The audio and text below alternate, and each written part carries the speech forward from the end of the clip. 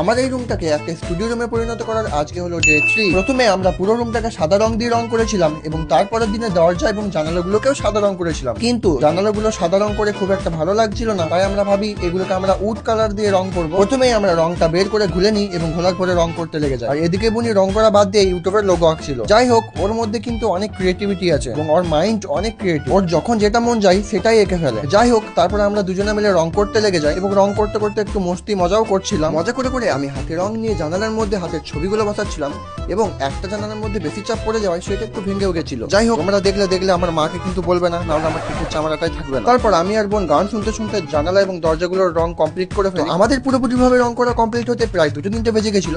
তো তোমরা কিন্তু কমেন্টে জানাবে কোন কালারটা বেশি ভালো লাগছিল, ওই সাদা কালারটা নাকি এই কালার। যেহেতু সব থেকে কম খরচে আমরা এটাকে একটা স্টুডিও রুমে বানাবো, তাই আমরা কোনো রকম ভাবে কোনো মিস্ত্রির হেল্পই নেবো না। আমরা নিজেরাই যেটুকু পারবো সেটুকু দিয়ে এই রুমটাকে অনেক সুন্দর করে তুলবো। তোমরাও যদি আমার সঙ্গে এই জার্নিতে থাকতে চাও এবং দেখতে চাও কিভাবে আমরা রুমটাকে চেঞ্জ করছি, ফলো করে আমাদের পাশে থাকো।